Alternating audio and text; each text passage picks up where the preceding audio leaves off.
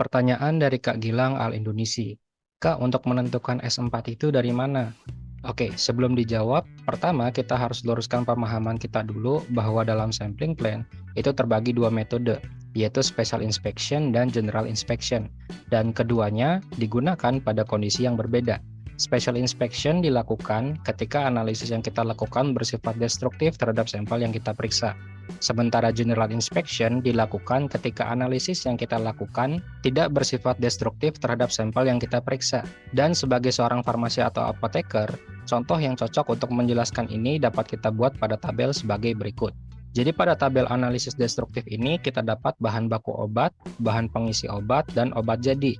Kalau industrinya adalah impor dari luar dan kemas ulang di dalam negeri. Sementara di tabel non-destruktif ini kita dapat kemasan sekunder, kemasan tersier, dan label tempel yang mungkin beberapa merek gunakan. Nah, untuk list bahan-bahan yang dimasukkan ke dalam golongan destruktif ini, kita tahu bahwa untuk analisis bahan baku obat misalnya, yang diperiksa ketika kita menerima bahannya kan kemurnian atau purity-nya.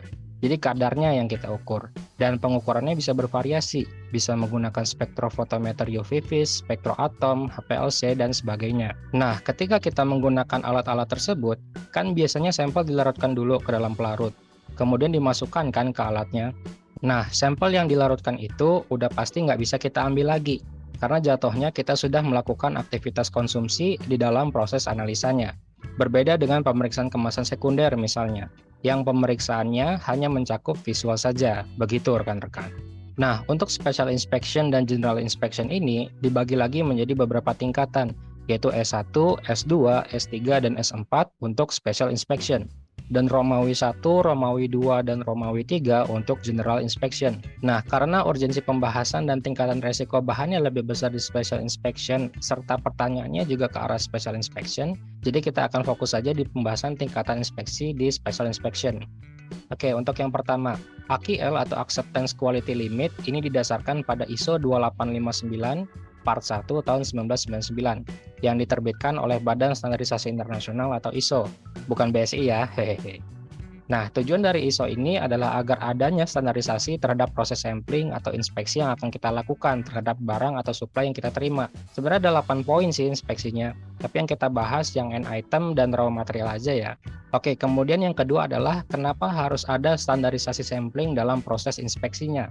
Jadi pada core intinya adalah dalam bahan baku yang akan kita gunakan untuk produksi itu harus sesuai mutu dan kualitasnya. Karena dalam industri farmasi yang kaitannya sangat erat dengan obat-obatan dan perbekalan kesehatan, mutu dan kualitas menjadi hal yang sangat kritikal. Dan dengan dasar pemikiran atau mindset tersebut, tentu masuk akal kan kalau di dalam hati nurani rekan-rekan sebagai apoteker atau farmasi memilih untuk melakukan pengecekan dalam tanda kutip pada setiap bahan baku atau raw material yang akan digunakan.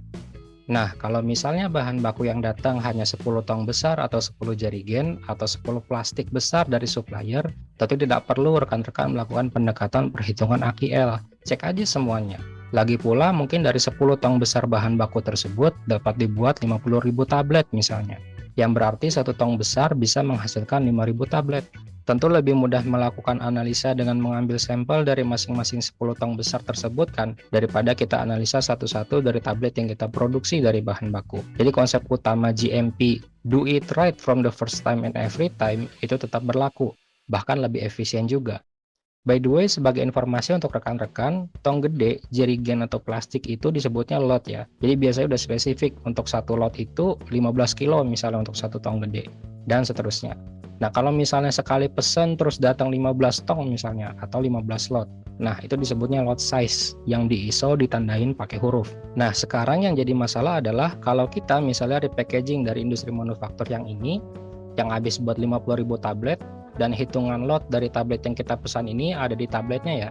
Jadi biar penjelasannya mudah, kita anggap satu lot sama dengan satu tablet. Sekarang katakanlah industri tadi ternyata ngeproses pesanan pabrik kita yang repackaging obat. Berarti kan sekarang ada 50.000 tablet yang datang.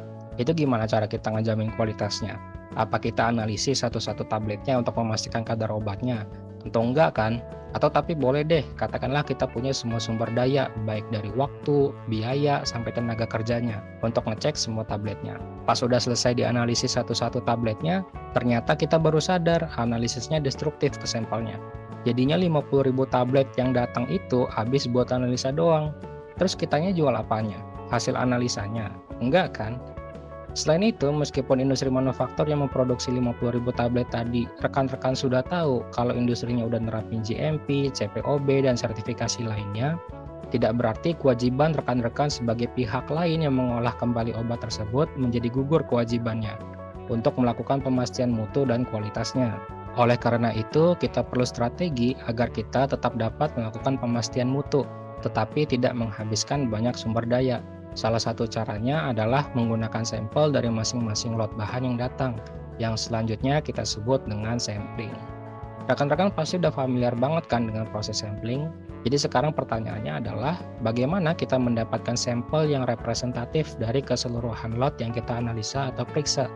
Jawabannya adalah menggunakan distribusi normal. Nah, di distribusi normal ini, pasti rekan-rekan juga udah tahu kalau semakin banyak sampel yang diambil, maka akan semakin representatif hasil analisa terhadap kondisi sebenarnya. Tapi juga perlu dibatas, karena nggak mungkin kita analisa semua kan. Soalnya analisa kita destruktif ke sampel. Dan dari S1, S2, S3, dan S4, mana sekiranya proses sampling yang paling banyak menggunakan sampel? Untuk menjawabnya, kita dapat melihat dari tabel ISO yang ini dulu. Dari tabel ini kita tahu bahwa rentang huruf dari S1 itu A sampai D, S2 dari A sampai E, S3 dari A sampai H, dan S4 dari A sampai K. Nah, dari rentang huruf-huruf lot ini, mana yang sekiranya lebih banyak menggunakan sampel? Jawabannya ada dari masing-masing tabel Inspection Severity dan Sampling Plan. Tapi admin ambil dari salah satunya aja ya. Dari sini kita bisa lihat bahwa semakin ke bawah, sampling size atau ukuran samplingnya makin besar, sehingga bisa kita ketahui kalau tingkatan inspeksi S4 itu menggunakan sampel size yang paling besar dari semua tingkatan inspeksi, sehingga tingkatan S4 adalah tingkatan paling representatif jika dibandingkan dengan semua tingkatan special inspection. Nah, karena kita adalah seorang farmasi atau apoteker yang industrinya adalah industri obat-obatan dan perbekalan kesehatan, maka seharusnya tingkatan inspeksi yang harus digunakan adalah tingkatan S4. Karena seperti kandungan zat aktif misalnya, itu kan kalau udah defect pasti masuknya defect kritikal kan. Jadi itulah alasan kenapa kita menggunakan tingkatan inspeksi S4, begitu rekan-rekan. Kalau di industri yang lain selain obat-obatan sih admin kurang tahu ya, soalnya proses samplingnya itu juga disesuaikan dengan kebutuhan masing-masing industri. Jadi ISO yang membahas AQL ini memang cakupannya luas, tidak hanya terbatas pada sediaan obat, begitu rekan-rekan. Oke, sip, mantap. Jika ada pertanyaan, rekan-rekan dapat langsung sampaikan di komentar atau DM Instagram ya. Kalau nanyanya lewat video juga bisa. Rekan-rekan tinggal buat video dan tag Apoteker Review di deskripsi atau judul video rekan-rekan. Dan selalu ingat, dengan mereview, kamu pasti makin tahu.